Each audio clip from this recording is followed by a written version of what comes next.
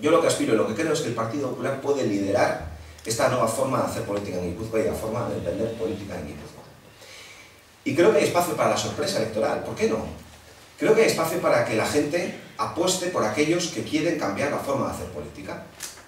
Y nosotros probablemente podamos llegar a acuerdos con el Partido Socialista, pero también podremos llegar a acuerdos, ¿por qué no?, con otras formaciones. Esa época, de verdad, créanme, yo creo que se tiene que acabar. Tenemos que pasar la página, desde luego por nosotros no va a ser. Y si somos capaces de llegar a acuerdos de gestión, acuerdos que solucionan problemas concretos en Pasajes o en cualquier otro lado, con partidos diferentes, lo haremos. Miren, tengo una cosa bien clara. Solo conseguiremos salir de la situación actual que tenemos en Guipúzcoa si Partido Socialista, Partido Nacionalista Vasco y Partido Popular, los tres grandes partidos guipuzcoanos, nos ponemos de acuerdo en los grandes temas.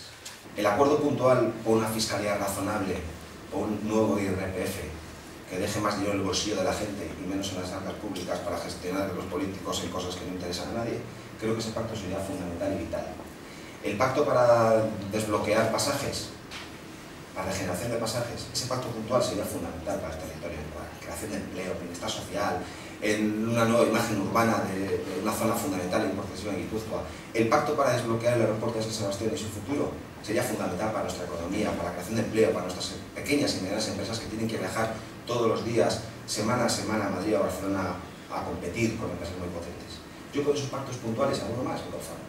Y hay dos formas de estar en política, una para pasar el rato y para defender las posiciones que la gente espera de uno y otro, y otra forma de estar en política es apostar y arriesgar por encontrar soluciones. Y esa es por la apuesta que hace el Partido Popular.